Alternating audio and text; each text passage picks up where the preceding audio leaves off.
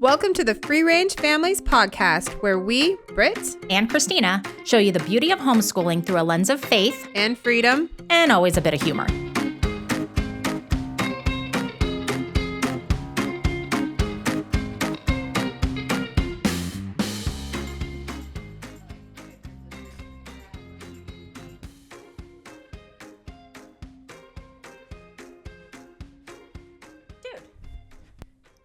What are you doing? Maybe one of those awesome necklaces, like, you know, the candy necklaces, but out of Fruit Loops, so I can eat them, because we had, like, a really cool episode. I got, like... I think I just threw up in my mouth. You're killing me, Smalls. So good. You're killing me, Smalls. They're amazing. Don't you want a Fruit Loop necklace made full of, like, 50,000 chemicals and food dye? The only thing a Fruit Loop necklace is good for is... like to hang on a tree as decoration. Then like, Cece you don't know. can wear it because Cece's got a better head on Cece's shoulders, because look at Cece's hat, everyone. Welcome to our MAHA episode. the only thing Fruit Loops are good for in the United States are making necklaces. Are making decoration. Please Do not don't eat them like I just did. Yeah, I still can't believe you'd put that in your mouth. No, thank you. It's all for it's all for the video. It's all for the show. It's all for the show. All right, welcome back to Free Range Families podcast. Today we've got Cece with us because this is going to be a little controversial, and we are okay with that. Yes, I'm okay with this. I know. Especially my shirt. Your shirt. I love your shirt. I need your shirt. And my hat. Unvaxxed and overtaxed, will not comply. And mine's just say stay free. And just for the record, I didn't comply for the last 4 years. And Me neither. Where we are. I know. Neither of us complied, and we are in a better world for it. That is why we need Cece. We need Cece. We can't touch Cece because Cece's going to fall. She's okay. But so we are going to do a very true to our hearts episode. We might ruffle some feathers. That's okay. That's what we're literally here for. and figuratively. Mm-hmm. But we're going to wrap it in bacon so it's funny, so that you can, understand that it all comes from a place of love. We want America to be healthier again. Because bacon makes everything better, but not this kind. But yeah, we're going to talk about that. And we want America to be healthier. We want our kids to be healthier. We are going to talk about RFK and his new plan for the United States of America, which is huge. And the whole Make America Healthy Again principle, and just making our kids healthy again, because our kids are some of the least healthy in the entire world. Could it be because I really want to eat these because they're highly addictive and they tasted so yummy? Well, when they put chemical additives that rewire your brain just like certain drugs do. That's what we're going to talk about. And the other thing is that, like, I love a good bowl of cereal. We're also going to talk about being real. I love cheeseburgers. Oh, cheeseburgers are great. I know. I love food. Mm-hmm. I'm a foodie. Me but too. The difference between this box of cereal and the cereal that you get in Europe is widely different. Right. So we are going to get right into it. So everything that we do, we talk about, we're obviously going to tie this back into education and homeschooling. How does this affect our kids? Because what people don't realize, or at least a lot of people don't realize, is the huge impact that nutrition has on brain development and education. And especially, not only, but especially if you have a kid who has any type of neurologic issues like ADHD, has any type of learning disability, like, you absolutely need to pay attention to nutrition. yes, this is a video to watch. Yes. So And absorb it. mm-hmm. Okay. And you may hear things that you don't actually like, and that's going to be okay, because I don't like it when Christina says she doesn't go to the drive. I absolutely adore In-N-Out. yeah, no. And I could get down on a milkshake and a cheeseburger and some french fries, and that is just fine with me. And a soda. However, I know that it is going to be something that is going to be once in a while. Right. For me. And everybody, and that's kind of where we want to come at this episode, thinking you're going to get a lot of information. You may or may not agree with all of it. A lot of this is facts. Yes. But do we all always live our perfect lives? No. I mean, we have to moderate and do what's best for us. And hopefully with the change in things that are happening, Oh, goodness, yes. good, healthy food will become more accessible. Right. to It'll be more readily majority of- available, and you won't have to search as much as you And read currently do everything. have to. Yes. All right. So I want to just dive right into this. for it. Nutrition impacts a child's learning. That's a fact. Facts don't care about your feelings. That's a fact. Yes, they don't care about your feelings. Facts don't care about your feelings. No. So nutrition is going to impact a child's education, their learning. Healthy diets improve mental health, cognitive skills, like memory and concentration. They improve your academic performance. We have multiple studies on this. I mean, we're going to link a whole bunch of this because in the comments, I have a lot of studies that I pulled from for these things because I wanted people to understand that this isn't just opinion. This is true scientific fact that has been studied over many, many years. Yes, actually, my oldest was a test subject, and your kids were test subjects too. So, for personal reasons, that's part of the reason that we wiped out food dye in our families, because it was such a huge cataclysmic like bomb that was going off in Ryan's brain every time he had red dye, and we couldn't figure out what was going on. But the fruit snacks he was eating in his school, when we were back in public school, it was in everything. And it would make him hyperactive and aggressive. He couldn't concentrate. He was having trouble sleeping. So it is not only a fact that has a lot of case studies done with the things that are in the U.S., we are different than the rest of the world with food dyes. It is wildly different. If you like, look at any of our like processed foods, whether it's Fruit Loops, whether it's like in Europe, instead of using red dye for the Fruit Loops, they use beet extract. Yes. So it is a different thing. And if you have been following the news lately, you've been seeing that Kellogg has been under kind of attack, and rightfully so. No offense, but well, because they don't put red 40, yellow 5, blue 1, yellow 6. And by the Fruit way, Loops.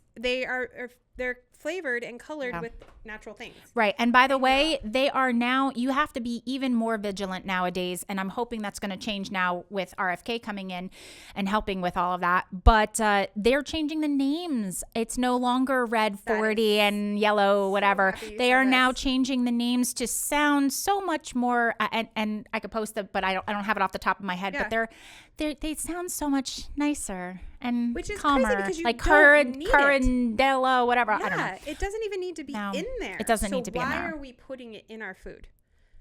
There's the $1 million question. Okay. If you had the answer to that. Well, I do. You want to go there? We should go there. I know you are. They do, because it's a program to make us unhealthy, because then it benefits. You stay in the system. Yeah. Yep. It benefits everybody fiscally if Americans are unhealthy. And the thing that people need to understand is I hear a lot from parents, but I ate this as a child. Oh, yeah. You're right. We did. I grew up drinking Pepsi and having Twinkies and all that, but not to say that those were healthy. But like the stuff that we grew up on, the Pop-Tarts that you and I grew up on, are not the same Pop-Tarts that are out there today. Yes. The food industry has so drastically changed in the last 30, 40 years.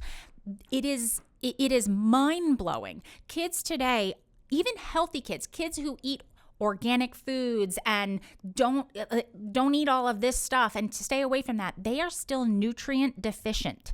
They are far more nutrient deficient and malnourished technically than in the past, because we're still not seeing our food sources do not have the same levels of minerals, vitamins, essential amino acids that they did. No. Even our meat sources. Well, and the meat sources, when they bought Gates in China and they buy out all the farmland, what's happened, and Kennedy has a lot of videos on this, but they changed the way people farm.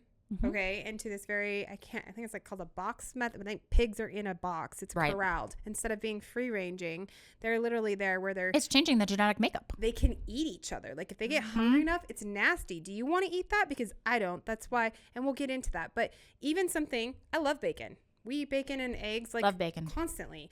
But you have to be cognitive of the right choices you're making too. And you have to become a label reader. And I'm telling you, it is hard. It is hard to go shopping and provide healthy food for your family. It's expensive. Yes. So we're going to talk about that. Oh, it's a challenge. It is. So why are nutrients so important? I want to go into a little, I'm the science geek here. This is my background. I love it. Yep. So I want to go into a little bit of the science of why nutrition is so important for brain development. Okay. First off, we'll talk about macronutrients. So macronutrients are complex carbohydrates. Sugars are simple carbohydrates. So we're talking about complex carbohydrates. Healthy like fats, Vanna White. proteins. This is a simple. So complex carbohydrates, healthy fats, and proteins, they are essential for optimal functioning and brain health. They are literally what give your body the building blocks to have brain function, okay? Balanced nutrition is key. Things like fruits. Fruit is a great natural source of sugar. We're not saying sugar is bad. And vitamins. And yes. So blueberries. There's Sugar multiple. Isn't bad. Actually, go back to that point. I think people hear it and they're like, wait a second, so you're telling me No sugar. no sugar. No, it's just your source. This is sugar water. Yeah. And then you're like, hey, it's 100% juice mixed with vitamin C. The vitamin C for juice doesn't come naturally. They pasteurize it and then they add in synthetic They vitamin added C. in as ascorbic acid, which actually is not the best source. You want real food, vitamin C. So eat fruit. Eat fruit. Eat a kiwi. It has more vitamin C than any other fruit. Yeah. I thought it was an apple. That's cool. I think kiwi. I Kiwi's thought good. kiwis were like one of the kiwis. high. Kiwis are great, but blueberries not only are a good source of antioxidants, but they actually have cognitive benefits. There are multiple studies that show that 2 studies were done where school-age children improved in their academic performance after eating blueberries. I'm going to go eat some blueberries. All right. I'm going to eat blueberries every day. They have polyphenols in them too, right? Yes. Yeah. So then you have amino acids and protein. And I hear a lot of like, but meat is bad for you. No, meat's not bad for you. Meat You is need not bad meat. for you. If You need think meat good is bad for you? This is the wrong episode. So We're not vegetarians. we are not. We are carnivores and we love Yes. meat. So amino acids, the amino acids and proteins are linked with your cognitive health. They boost executive functioning. So if you have a child like my Max who has executive functioning issues, they actually need more protein, not less. They do better with protein because the protein helps that working memory on high demand tasks. Yep. Again, all of these are like, you can just put this, into Google or whatever and find these studies. These are all scientific studies that have proven And this. the whole like no carbs, no sugar, your body does need carbs. Yes. It's just the right ones because your brain can't work without it. Right. So adolescence is a critical let's try that again. red leather, yellow leather. Adolescence is a crucial time for brain development, obviously. So when we look at kids that are eating high sugar, high chemical consumption, you're stressing out your hormones. You're stressing out their bodies, and that can trigger mental health issues. And it does. It absolutely. All of these chemicals are linked to mental health issues, such as anxiety and depression. Like, you want to fix anxiety and depression first. The very first thing that you should be looking at is nutrition. Yes. And very when first. RFK says we're poisoning our kids. are. We literally are. Like that putting something in that affects their well-being and their cognitive mental health, that is poisoning your children. We live in like toxic soup right now. Like it's not just toxic soup. It is like our environment is toxic soup. It's not just the food sources. It's the fragrances that are hormone disruptors, or pesticides, the stuff in our air. Don't get me started on the non-natural clouds. Fluoride in your water. Exactly. So and again, all of this stuff is coming out. People are like, oh, you're such a conspiracy theorist. It's like, well, the difference between my conspiracy theory and the truth is about 6 months. Yeah. And the fact that we literally changed our lives and tested it out on our own children because we saw such, huge benefits to getting rid of red dye and drinking well water or having a getting rid of processed foods. Yes. And learning to just do a couple of little things, and just the more natural the food is to its original source, the better it is for you. I think that's what we need to keep coming back to, because people are going to be wondering like, well, what do I do? The least pasteurized, the least processed your food is, the better. Yeah. It's as simple as that. You may not be able to make massive lifestyle changes like homesteading and growing your own food. There's a middle ground between Christina and I. Yes. So like she doesn't want to homestead. I chose to homestead because that's just our lifestyle. Yeah. But there's a middle ground of the majority of people who can't afford, can't homestead, can't do this. So what do they do? Right. And we're going to get into all of that. But we want you to have the science behind it, because I think it's important for people to truly understand that, again, this is not opinion. These are facts. This is a major issue in life, and you then have to decide how much of it you are willing to and able to incorporate in. Yes. And some people don't want to do any of it. Some of them and that's are fine. simple choices. And we'll talk about even the milk thing. If you're going to drink milk, make sure that it is not fat-free. Yeah. Because Whole you're milk. taking out all of the benefits, nutrition benefits.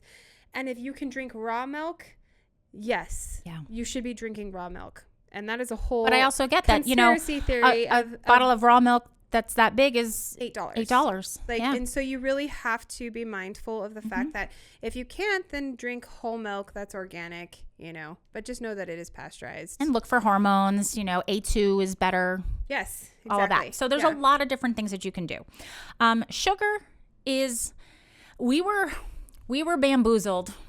I'm going to just go out and say this. Yeah, no. We were totally bamboozled back in the 80s where fats are, eggs are the butter, all of low fat, everything. It's sugar. And it was the sugar industry that really kind of had that monetary push for all of this. Sugar is the most common substance linked to behavioral and learning challenges. It is on par when you look at MRIs of a brain that is on sugar. And versus on cocaine. On cocaine, I was going to say drugs. It's the same. It's the same. Yeah. It's very it's amazing what sugar does to it's scary our brains. And sick. I'm sorry, but that is not okay to have the same pattern functioning as doing a drug, as eating a drug, but not knowing you are. And the sheer amount of sugar in things that you would not expect sugar to be in. No. It's unbelievable the amount of sugar that if you start actually looking and reading labels, I mean, I'm just going to say this milk right here has 13 grams of sugar. I think, 13 grams. Triple. It's everywhere. Daily dose. I don't even remember what the acceptable daily dose for sugar it's is. Unbelievable how much sugar is found in things. And and people are always like, oh, but you're denying your kids. You don't even.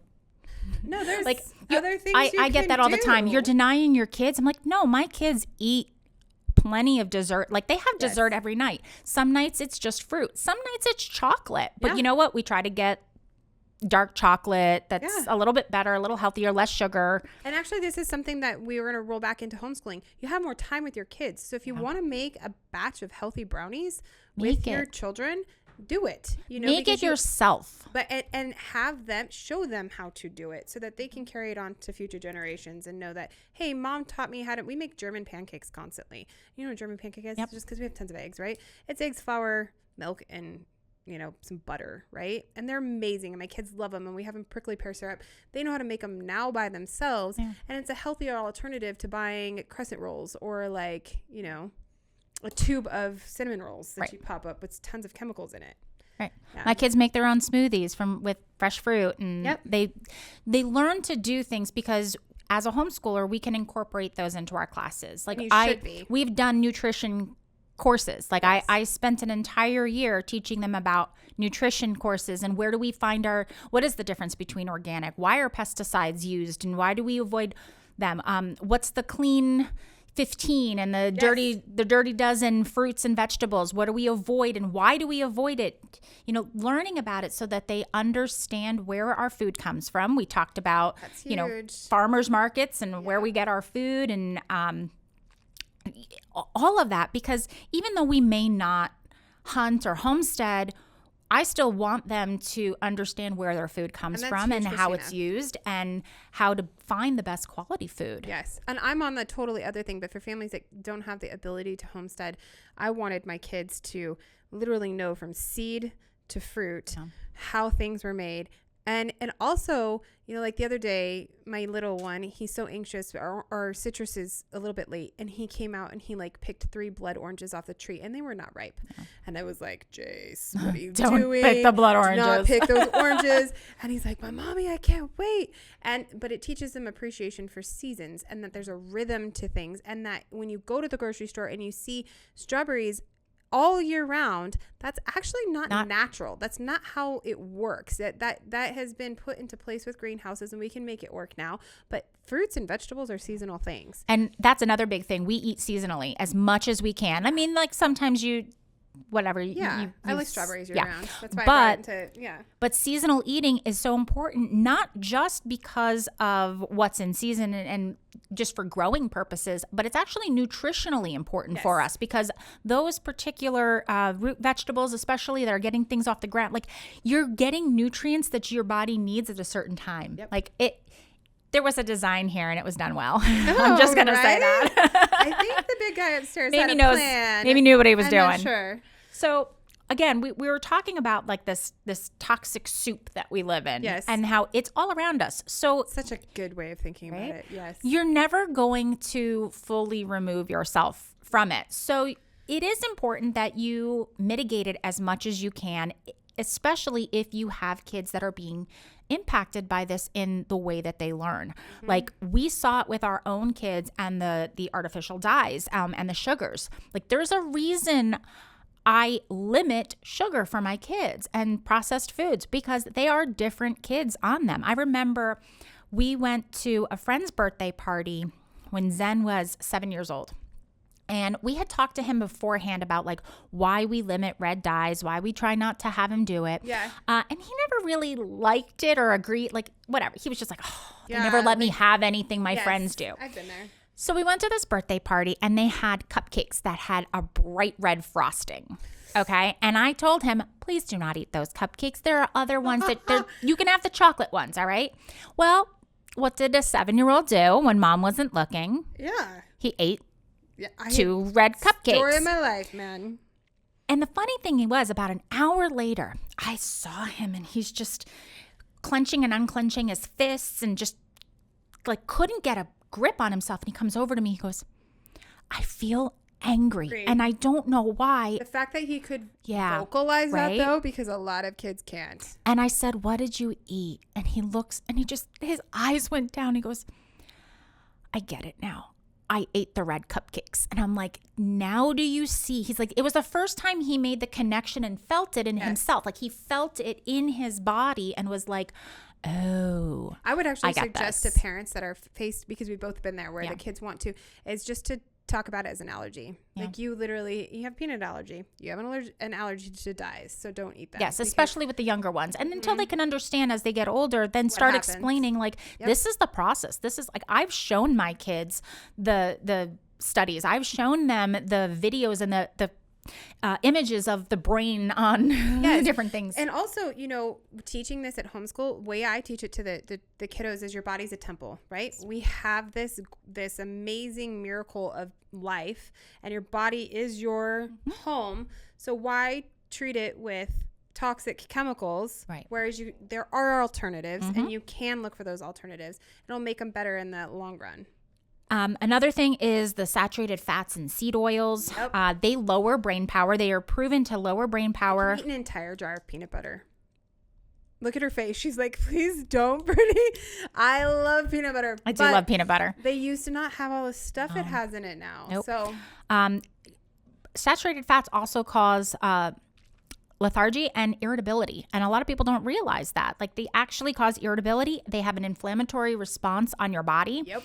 And they have an impact on the blood-brain barrier, which is huge. Inflammatory response, I don't think people realize how bad, especially when you get older. If you don't get a grip on this, you wake up and your joints ache and you hurt. And you're like, why am I in pain? And that impacts your sleep. It's going to impact your physical activity. It's going to impact your day-to-day life. And if you can teach the kids how to recognize these things and how to avoid them as best you can, I mean, you can avoid seed oils, unfortunately. I am hoping the MAHA movement helps, like... We need a new, we had a pyramid, right? And then we had an adjusted pyramid, and now we need a total We need an overhaul of it. Yes. And I mean, the thing is that I love when Trump did the McDonald's thing, because everybody was like, oh, what's RFK going to say about it? And I love what he came out and was like, he's like, yeah, just remember that French fries used to be cooked in tallow. Actually, I saw an interview Kennedy did, and I'm trying to remember who it was with, but he openly talks about how amazed he was with the amount of energy Trump had on the campaign, because he doesn't eat very well like Kennedy does. So again, it's an interesting partnership, because they have two different lifestyles. Like Trump will just be like, it's genetics, baby. Like Yeah. it's, it's just genetics. I don't know. That's how I see him saying it. Like, it's just genetics. Whereas RFK had to literally, he stopped drinking soda. Right. He started eating all these things, and He exercised. I mean, have you seen the guy? The guy's ripped. Because I was showing a video to him of Orest last every night. day. Orest is like, my husband was like watching him do pull-ups. He goes, oh my gosh, I never realized how ripped the guy was. he's like 70. Yeah. And Yeah. Yeah. So, I mean, I'm glad that we have somebody in charge of health now that is healthy. Yes. I'm sorry if we had a picture of our old person. I can't. No, Christina, we know. This is why we Everybody have knows. That's why we have Cece. Cece, because it's night and day different. I mean, come on, people. So, moving on. I told you this is a good love it. episode. Okay. I love it. So, these things are important, and people need to just understand how direct the relationship is between food and brain functioning. Yes. And that's important. I'm going to probably tick off That's okay. a whole bunch of people right now when I start homesteading. talk about caffeine. Yeah, gosh, I love coffee. I do love coffee. And by the way, Battleborn Coffee Roasters is local, and that's why I've been drinking out the amazing coffee, and I'm going to drink some coffee as Christina talks about it. So, I mean, I love coffee. I'm not going to lie. I love a good coffee. I love tea.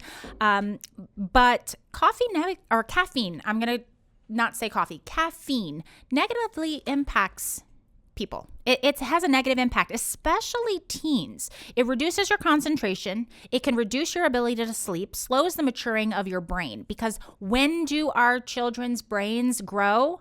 During sleep. Yep. So many teens are unbelievably addicted to caffeine. Caffeine can also cause cardiac and neurologic toxicity, and it causes dehydration. Okay, can I ask you a question then? Uh-huh. Okay, so like this bad. Ugh. Really bad. Okay, we're gonna put this over here.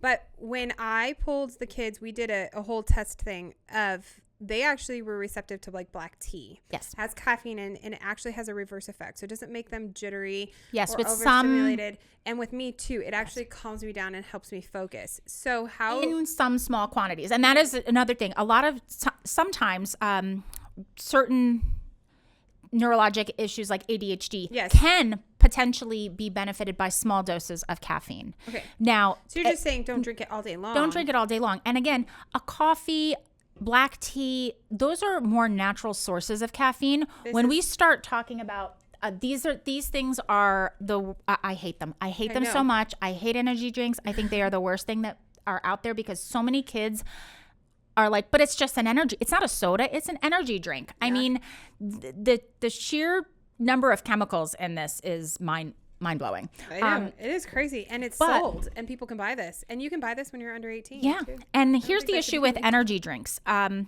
of the most common side effects of caffeine consumption, especially in teenagers, is anxiety and depression. And I pulled some statistics. Okay. Roughly 75% of kids consume caffeine daily. Yes. Daily. But 75. Like Coca-Cola, Dr. Like Pepper, like in all soda. forms. Yeah. Yeah.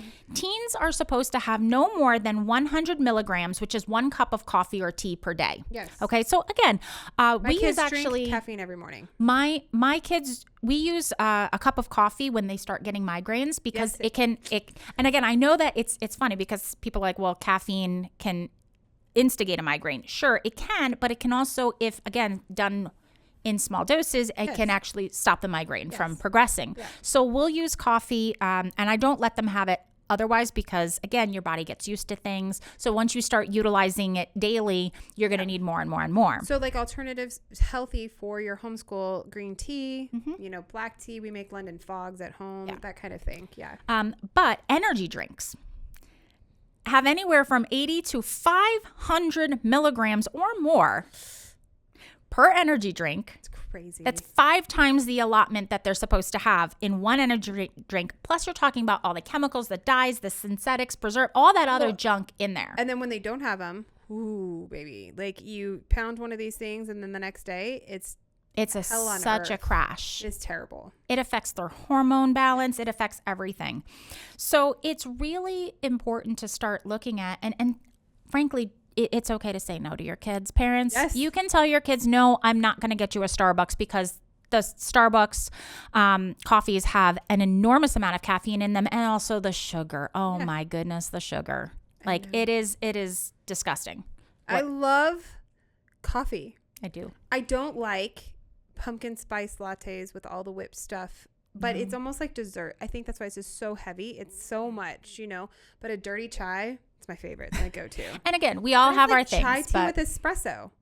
It's good. Christina's like, there's got to be a balance too. When you're looking at all of these things, like, what do you want in replace of your dirty, like what are you not going to have? If you're going to have that dirty chai, that probably has some sugar in it, a lot of sugar because of the milk and all that stuff, then what can you eliminate later on to kind of compensate for it? And also you can train yourself. Like I used to drink coffee, or my husband used to say, I used to have a splash of coffee with my sugar. Yeah. I now drink just coffee with creamer. That's it. So, like no sugar. And if you put sugar in my coffee, I can't drink it. It's disgusting. I trained myself to do it. It didn't take that long, and it's not that bad. I don't put sweetener in my coffee either, but I talked to my husband about this because I say only serial killers drink their coffee black. He laughs at me. He does not do anything. He just drinks black coffee, but he loves it, and it's healthier, so I have to have a little bit of cream. There are a lot of swaps that you can do, and a lot of ways that you can just train yourself to just or like some make agave this a little syrup healthier. In there instead of agave syrup's a great sweetener for those who are that it doesn't it doesn't spike glycemic index. So it's just instead of having coconut sugar does the same. Yeah. Yep. Okay. So some nutritional deficiencies, you're going to find nutritional deficiencies in children with ADHD, executive functioning issues. It's very common. So you have usually low omega-3 fatty acids. Yep. And again, those are crucial for brain development. So what can you do?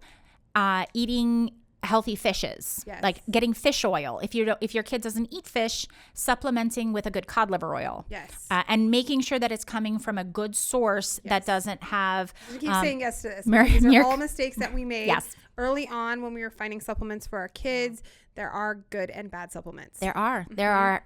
You got to don't buy gummy vitamins. No, please. Don't buy gummy anything. No, don't buy gummies. So start researching where things are coming from. Or even just like from a whole food source. I'm a tangent person. You're giving me this stuff. Whole food source. We make energy bites, no bake energy bites, and they've got flaxseed and oats and like peanut butter. You can get almond butter, but you can make them, and it's just a power of fatty acids. It is avocado. Yeah. There are different things that you can do to make sure that you're getting. And I'm a big proponent of whole food first over supplementation. Yes. Like supplement when you need to, but whole food is where it's best. Vitamin D is very, very common as a deficiency in neurologic issues, ADHD especially. The vitamin D, people don't realize, affects your attention and motivation. Yep. So when you don't get enough of it, and sometimes it's not just enough to be outdoors. Like, which is first crazy. off, outdoors is important. Like that is your best way to do it. Outside though, actually, it is the time you go outside, and it also is impacted by other mineral and vitamin deficiencies that you have. So you may not have enough. A lot of people are very low in vitamin D and don't realize that you actually need cholesterol. Cholesterol has been demonized for so long, but you actually need cholesterol because what vitamin D does is it takes the cholesterol in your body, and that's what it turns it into. Like that's what the sunlight is doing. Same it's with taking iron your deficiency. So if you're deficient in iron or anemic, you need copper. Yeah. So like asparagus. Things go hand in hand. Magnesium and like. Everything goes hand in hand with something else. Or if you're deficient in iron and you drink milk with steak, you're actually like, it's blocking the iron absorption because calcium stops it. So things go hand in hand. Yeah. That's the other thing you have to learn about. B vitamins, zinc, iron, all of those are really important for brain development and function. Deficiency in those exhibit as hyperactivity and inattention. Yep. So when you have a child, like, I hate that our medical profession often the first thing they do when they see a child who presents as ADHD or hyperactive, the first thing they go to is medication as opposed to, well, what is this nutrition of this child look like? What are the eating habits of this child? Are we running blood work and seeing what are the mineral and vitamin deficiencies, and how can we supplement those, and how can we better address the root causes in the whole child, as opposed to, well, here's a Band-Aid. Well, and do you know where Adderall was created? It's crazy. Like, the background of this, they used to give Adderall to the soldiers in Nazi Germany. Okay, soldiers. Yeah. Right? And so if parents are out there, because it's easy, they recommended all of my children to be put on, and we did not do it. That or a blood pressure regulator for ticks. And I said no to all of it because I wanted them to understand that there are things that are making them tick. Like, what are these things that are making them tick?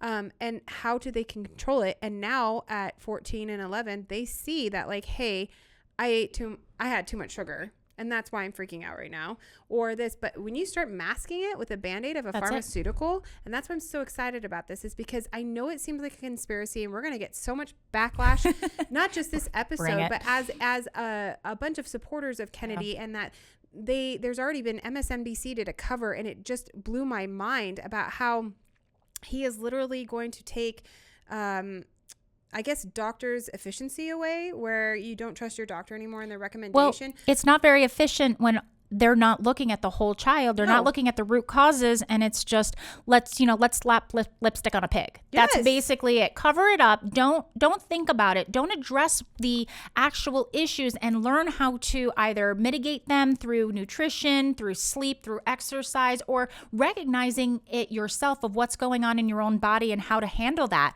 Let's just throw a Band-Aid over it and pretend it doesn't exist. And then when they get older and More they and more take and more. the Band-Aid off, this is the scary part to me, because it has happened. You rip that Band-Aid off, you get the kids off Adderall or Ritalin or whatever the neurologist put them on. It's like a hamster in a cage. And then they gravitate towards other things like drugs and alcohol to, again, mask what happened. So if we can just start over, is, clean slate, homeschooling our babies and teaching them what nutritious food looks like, things will change. Absolutely. Like, America will be healthy. Oh, yeah. So like we talked a little bit about how you, your whole lifestyle changed because of Ryan's diagnosis. Why don't you go into that a little bit? This is a little bit different because, like, Christina is so good at making good choices. She's probably better at saying no than I am about a lot of things. I had to completely change our environment. So it was actually kind of thrown upon us. I think it was when things crashed and we were renting a house. We had like a month to get out. We had a choice whether we wanted to go live in a neighborhood. It was a nice neighborhood, or whether we wanted to find some land. And at that point, Ryan had been in and out of the neurologist. He had an IEP. We were doing that. I hadn't had my daughter yet. And we decided to buy a little tiny manufactured home on 5 acres. It was scary, Christina. I'm not going to lie. But in the 13 years that we have been on the property, I really wanted just to, and I know it's like grandma hobbies where you're canning things and you're making jams and it's just back to your root. I wanted my kids to grow up like that. And we already were big hunters and fishers. So fishermen, fisherwomen. My dad, even back to living in Tahoe, he would fly fish the Truckee. And so I grew up with a very outdoorsy lifestyle. But when I met my husband, it was like hunting all day long. And I had no idea what I was getting myself into. When you're married to a hunter, he's very good. But we actually wanted our children, because there's a very out of sight, out of mind mentality, especially with meat. So that's my thing. Like Lunchables, cool. All right, let's figure out where the meat came from in here. And it's scary. If you go down that rabbit hole, like we make our own Slim Jims. This is why I brought this in. We make our own Slim Jims at home because this is like highly processed. I probably could never eat this at all. Like, it's scary just to look at it. But we make it our own from the deer that we've harvested. And so there was actually a very big learning process for us homesteading, teaching our kids about the terminology. Like, we never use the word kill or it's always harvest. We're harvesting our vegetables to eat. We're harvesting the deer to feed our family. And it teaches them a sense of responsibility that I didn't know until I got into that hunting world. And so the out of sight, out of mind is like, you know what? I'm craving a cheeseburger today. So let's go get burger meat from this store. You don't have any idea where it came from. You don't know what it was sprayed down with. And let me tell you, they spray the meat before it's packaged 3 weeks before you get it. Okay. So it's already like, you've had 3-week-old meat in your house. Like if it's from, I mean, when you harvest an animal and it's there for 3 weeks without being frozen or processed, I could not imagine eating it. You'd know it. Unless it was, like jerkied or something like that. So, and all 3 of my kids, fortunately enough, have this thirst for providing for themselves. Like they all love to hunt. They all love to fish. Even my daughter is like begging. She's just 11 to do the hunter's ed kind of thing. And it taught us a lifestyle of that we can be sustainable on our own. So as much as possible, that was part of what I wanted to roll into my homeschool curriculum, is not just teaching them the ABCs, but teaching them how to be healthy because you're doing it. So, they help me plant twice a year. They see the harvest seasons. They see that we can can things in nature like prickly pears or grapes we turn into jam. And so that when you go into the store, you think, well, how is this made? Well, we know how to make it, but why do they put all this other stuff in? Is this not necessary? Yes, there's sugar in jelly, but there's not all this other stuff, these preservatives to make it shelf long and last. So it was a way of preserving, I guess, a sacred kind of living. It's busy. You think it's slower because they say a slower lifestyle, but it is very busy. It does take a lot of time, but that's how we integrate chores. And it's just it's our lifestyle choice. Ryan, we saw a flip immediately when we started taking him off dyes and we started living outside more. So it's like camping at our house. It is like camping at our house all the time. Like we live outside and then we come in to sleep. But when you can't do what I do and have chickens and goat milk and, all that, you find a friend that does that and you just get their eggs and yes, or you help with their harvest. Like I know there are some places where you can go get raw milk and they are expensive. So figure out a middle ground until hopefully, fingers crossed, that it can be accessible to everything. Right, because we just simply make it that we are not, if you've ever gone abroad, if you've gone to other countries, the food is incredibly different. It's good. It's just better. You feel better. You don't have the inflammation. Because you don't have the sheer number of chemicals that we have. Yes. And it's, we are a very different family. We do not hunt. We don't hunt. We don't really fish. It's just not in our, it's not in our wheel. It's not our thing. Yeah. But we had to prioritize trying to eat organic foods and going to the farmers markets and reading the labels and getting the, half cow from where is my meat coming from, and going to the butcher and sometimes going to Costco because we have to go to Costco sometimes too, it's a balance. And for us, it's expensive to eat the way that we do. And we had to prioritize that. And for our family, we made that decision, the food is a priority. So we limit other things because that's important to us. Yes. But there's also a happy medium somewhere in between. Well, and I do think, Christina, out of the last 4 years, things have gotten out of hand. I avoid Costco, and it's not because I don't like it, but I avoid it financially. It's too expensive. I mean, we used to be able to go and spend $200 and get a lot of things. No, it's like $400 or $500 now. Yeah. Yeah. And so if you're in that middle department where you're like, man, I'm going to go to the supermarket, or you know what? We have a stockpile of jelly that we made from last year. I'm not going to buy it kind of thing. That's where where you are making modifications in your lifestyle so you can you afford that food. I am making modifications in our lifestyle where I'm working to try to, because we have the land and we have the ability to, but it does cost on both ends. It does. It costs to build a greenhouse that we have in the desert that isn't being eaten by bunnies and rodents. There's a lot of things that goes into it. It's like cinder block. It's a wire cage.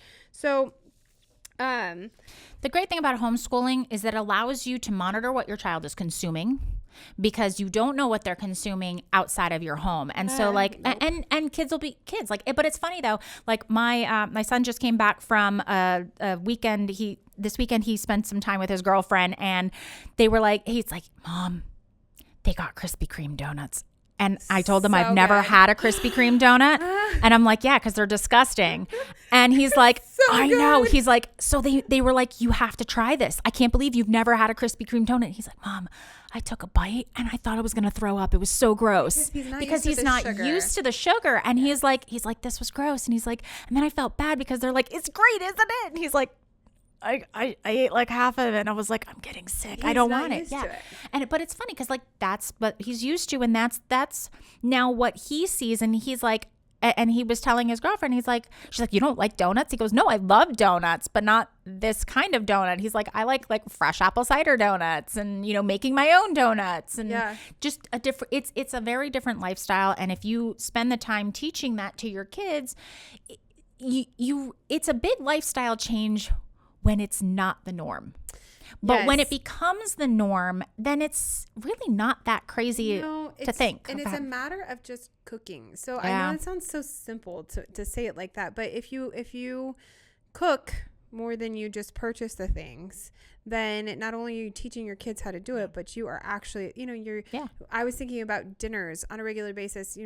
We had family or friends over this weekend, and they're rarely sick. I don't think that family gets sick very often. And I think I know why now, because like us, it's like bone broth. Yep.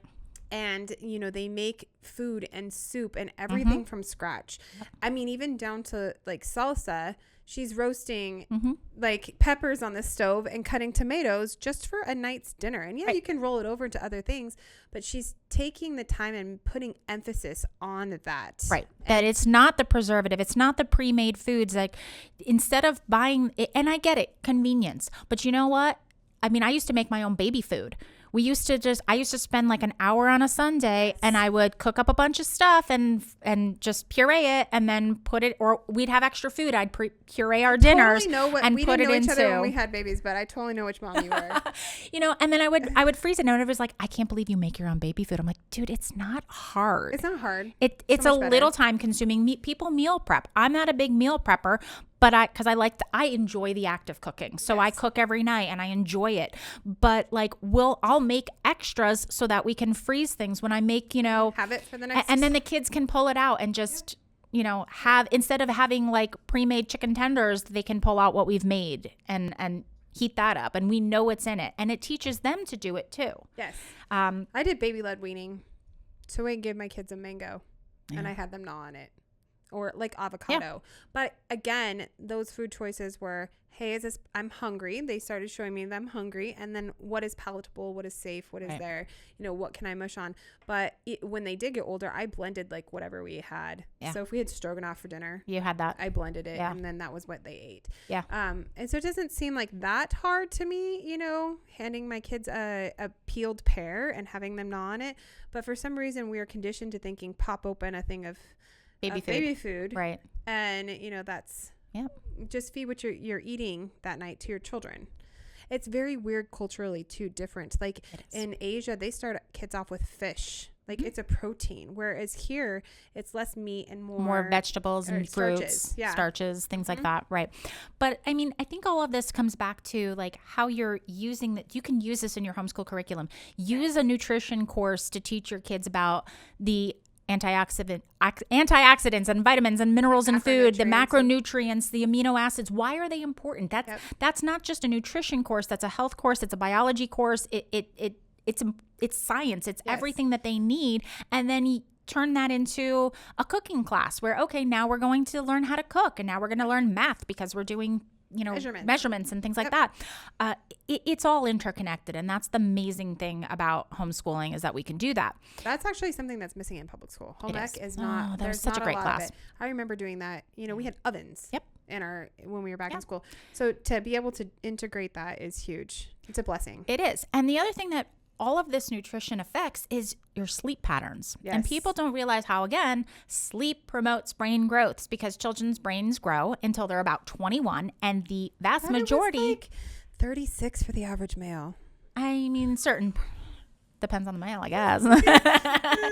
But most growth occurs while you're sleeping. So when you have kids that are not sleeping enough, and honestly, today, most kids that are in schools are sleep. not getting enough sleep. They're going to have problems with attention, cognition, problem solving. It impacts their alertness, aggression, your mood, your vocabulary acquisition. There was a huge study that I was reading and I was fascinated by this. And I won't give you all of the like random scientific jargon, but vocabulary acquisition was affected by lack of sleep. And I thought that was fascinating, that like simply being able to understand and internalize greater vocabulary. I mean, if parents just realize, how do we function when we're tired?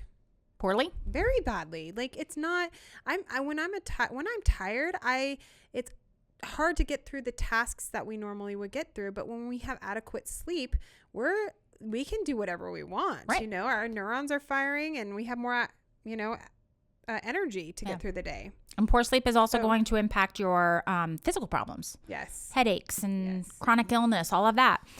6 to 12-year-olds need 9 to 11 hours per day. Yes. Some need a little less, some need a little bit more. My kids always erred on the more side of. You know me. We sleep in. I do not like. There was a study that I read that actually sometimes I think it depends on the kids, but a lot of children do not do well early in the morning. So they need the extra amount of sleep and then their brains work better.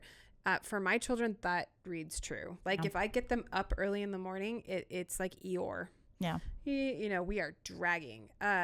So if they get that extra little oomph in the morning, they are better off for the rest of the day. Plus school doesn't take that long for homeschooling. And for us, but there's other families that benefit in the morning. Yeah, we do. We're morning people. Yeah. We like Max is a natural early riser. He's my rooster. He's always up at the crack of dawn. But even like Oris and I to go back to bed. Yeah, we do now. We're like, hey. That's so funny. He was asleep at 7:30 this morning when we walked in.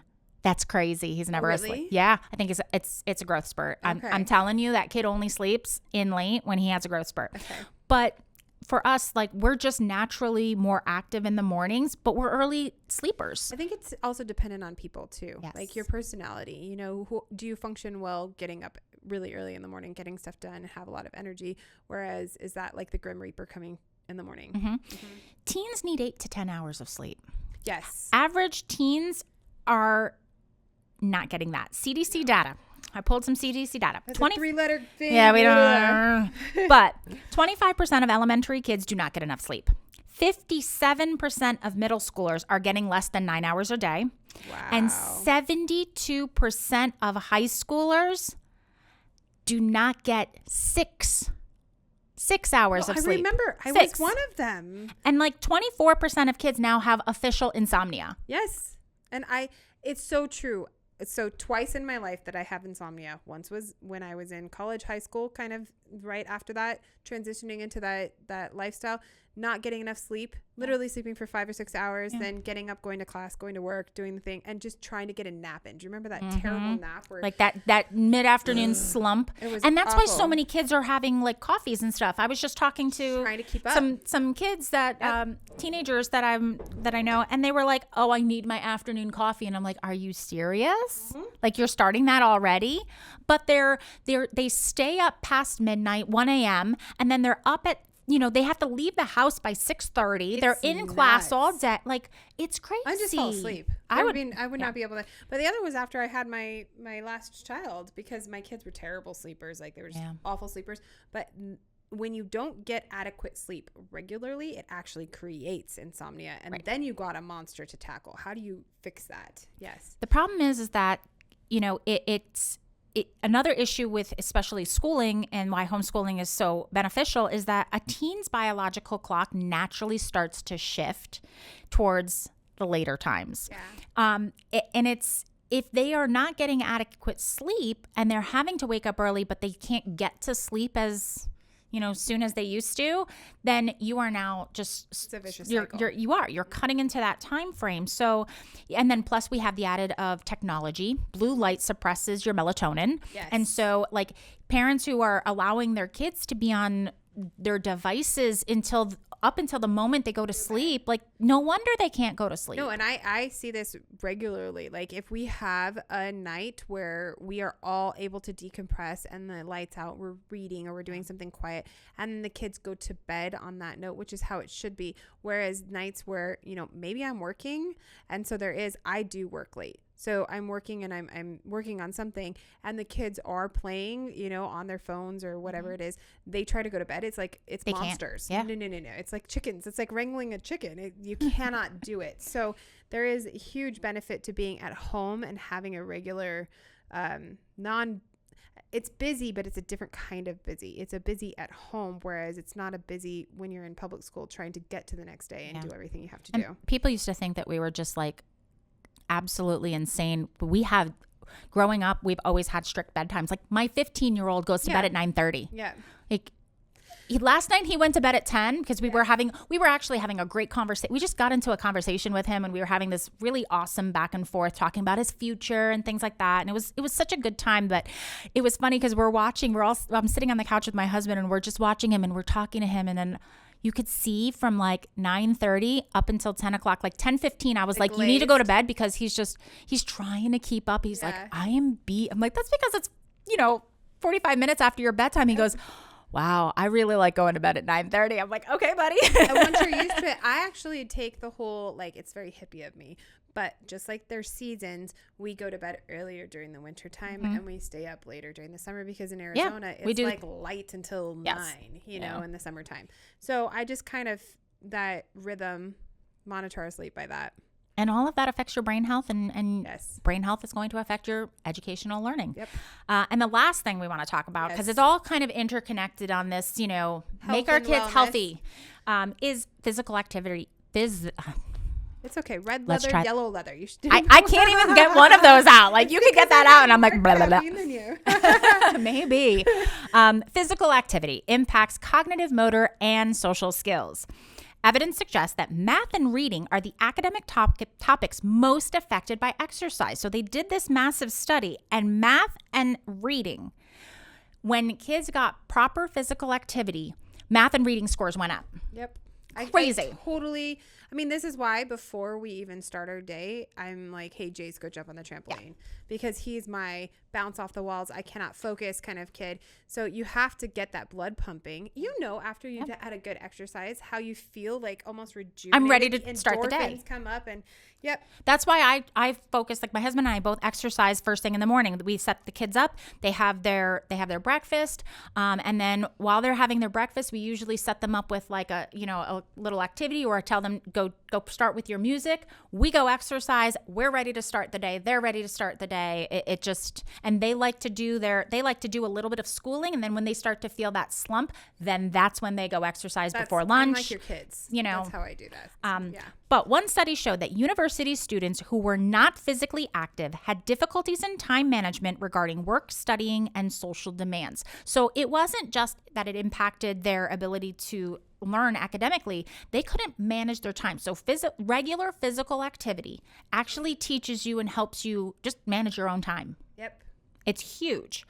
I love this. It decreases your stress hormones. Yeah. So, when you're stressed out, think about that, and you're trying to like manage your notebook and your calendar. It's too much, and then you just put it away. Overwhelming. You're like, I'm overwhelmed. So when you are less stressed out, it's like, okay, I have a clear slate and I can think. Right. Yeah.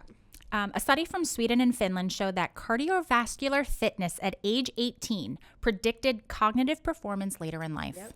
So this is why physical activities for kids is so important. And this is where we're going to pull it back into homeschooling, because honestly, what you have in school today is a joke. I had the thought. The thought came. There's another video that RFK did. Did you see this? Mm-hmm. Where it was like, what was physical activity like in public school back 50 years ago, as gosh. opposed to it is now? These kids it was like military training. Yeah. They were like, it was boot camp. Yes. Nobody can do that now. No. So physical activity. I hate to say, there is a rare breed of children that are cut out to do what I saw in that video. I mean, because PE class today is like, okay, walk around do a lap around the track, just walk on your phone. It has gone down. I mean, I remember having to do like so many sit-ups in a minute or that kind of thing. And it has dramatically. And I know that there are still opportunities. Like I have some kids that are, they do weight training for PE class. I did weight training. But you know what the thing is that it's a lot of it now is more a social thing, but also like if you're an athlete, well, you can choose to go into these more physical, rigorous classes, but if you're not pushed into it. So like physical activity, exercise is a daily part of our homeschooling. Our kids work out 5 days a week. They have to do 2 days of cardio, 2 days of strength training, and then their fifth day is their choice, what they feel like doing that week. But they have to exercise every single day. And it's like, that's a non-negotiable.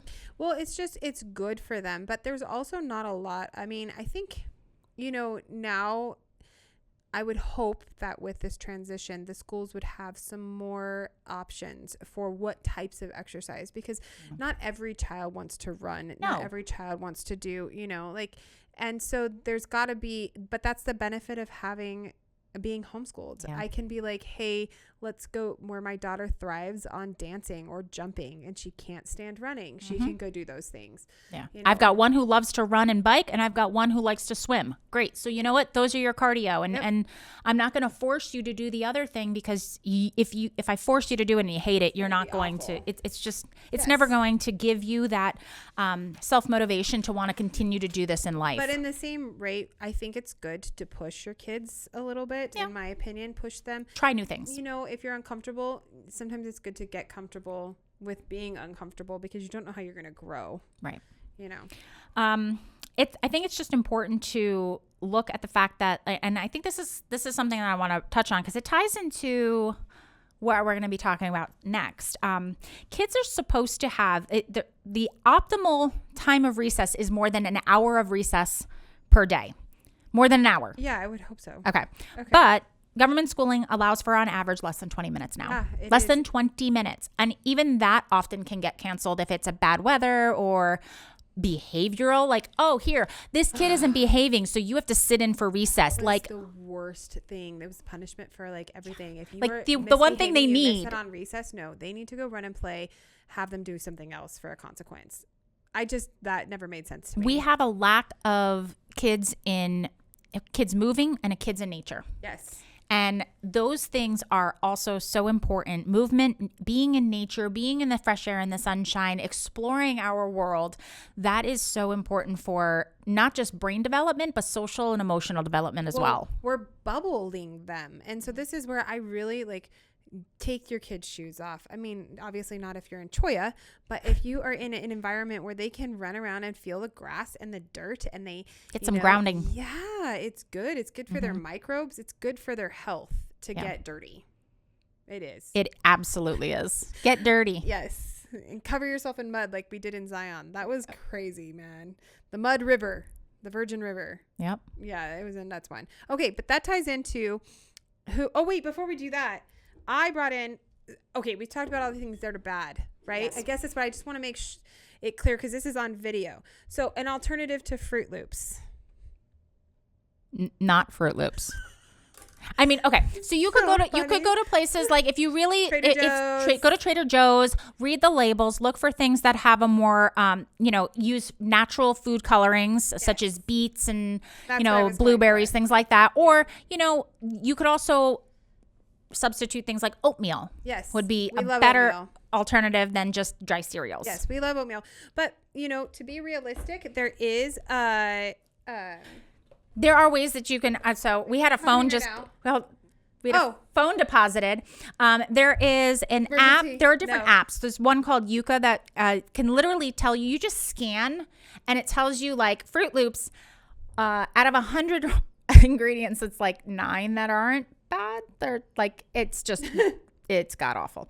All right, but there's alternatives. Like it literally tells you recommendations of like where you can get something. Media Group, you can get bringing us the app. You can get a different brand that's excellent because it has no additives. It has a source of protein. It has it uses low sugar. So apps, there are a million of them, but there are apps that you could use that if you don't know this stuff, if you don't know what half these things are, then you can start learning about it, start educating yourself. Yes. Milk. Well, you know where I'm going with that. Raw milk, baby. I got a goat. You have a goat. But if you can do raw milk, or at least do not believe what they tell you about. Know where your milk comes from. Okay. If you're unsure, know where your milk comes from. The other thing is that we're like the only animals that drink other people's milk. Do you realize this? Like, so it's not my kids love it. Completely necessary, but I do love it. Yes, and so I drink raw milk. Okay, but bacon. We love bacon. All this food's gonna go bad because it hasn't been refrigerated. We love bacon, but you have to be really careful. So go down the rabbit hole. Mm-hmm. Figure out Smithfield and Tyson and where your meat comes from. Learn what they're adding to your meat products. Sometimes it's not what you think it is. And a lot of the farms, I hope that we can return to this open farming and really give the farmers what they deserve. And also look for hormones being added, antibiotics.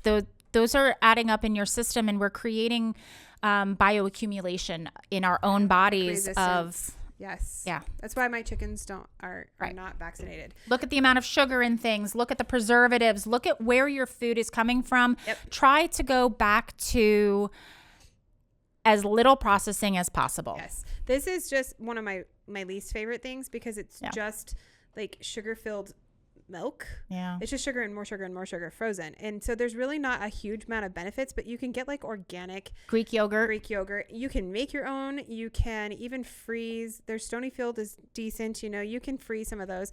And then for me, our Lunchables, we make our own snack sticks from whatever we harvest. And then you have, good cheese and a good healthy like multigrain cracker.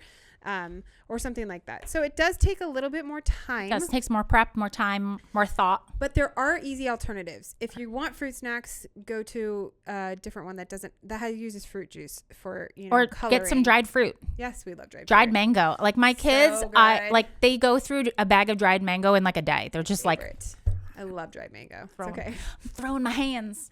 Anyways, and alternatives. I love juice. So I brought this in. And the reason I did is because these types of juices you can even see it. Yeah, you can see the pulp. It's not really heavily pasteurized. And so you will get some vitamins in there as opposed to something that's sugar water where it has like synthetic vitamins added. And then I'm a big believer in kombucha, like even in my skincare. I love kombucha. You do have to watch the sugar sometimes. That's what I was going to say. Sugar can be very high. But let's see here. 16 grams of sugar. So you do have to watch it, but the benefits of having polyphenols and is like cancer fighting. It's amazing. So get some blueberries though. I don't make my own kombucha at home. That's one thing I don't do yet. But all of that said, nutrition, you have a heads up when you are homeschooling your kids on how to really enhance their nutrition and their well-being. And it will affect their learning, and it'll affect their lifelong ability to learn and to be healthy and to grow as humans. And just incorporate nutrition, proper sleep, proper physical activity into your homeschooling. Make it a part of your actual curriculum as opposed to this is something that is so daunting for me. Make your kids involved in it, and then you'll see how quickly it is actually an easy change. Yes, it is. Yeah. It is easy and doable, hopefully more doable for the majority of Americans. Yeah. Upcoming. All right. On that note, I'm going to drink some kombucha. And go make America healthy. Okay. Hey, everyone. I'm here today to tell you how we can make America healthy again. And the first thing you need to do is get one of these hats. And we need everybody walking around and wearing it everywhere they go. But that's not going to be nearly enough. That's why I'm partnering with President Donald Trump to transform our nation's food, fitness, air, water, soil, and medicine. Our big priority will be to clean up the public health agencies like CDC, NIH, FDA, and the U.S. Department of Agriculture. Those agencies have become sock puppets for the industries that they're supposed to regulate. President Trump and I are going to replace the corrupt industry-captured officials with honest public servants. We're going to steer resources to meet our nation's biggest health challenge, chronic disease. We're going to identify its root cause, and we're going to eliminate those exposures. We're going to get toxic additives and pesticide residues out of our food. We're going to support the tens of millions of Americans who choose alternative and complementary medicine. We're going to become, once again, the healthiest nation on earth. That's what we mean by MAHA, Make America Healthy Again. If you want to support this vision, you can buy MAHA merch or donate to our website at mahanow.org. Make America Healthy Again.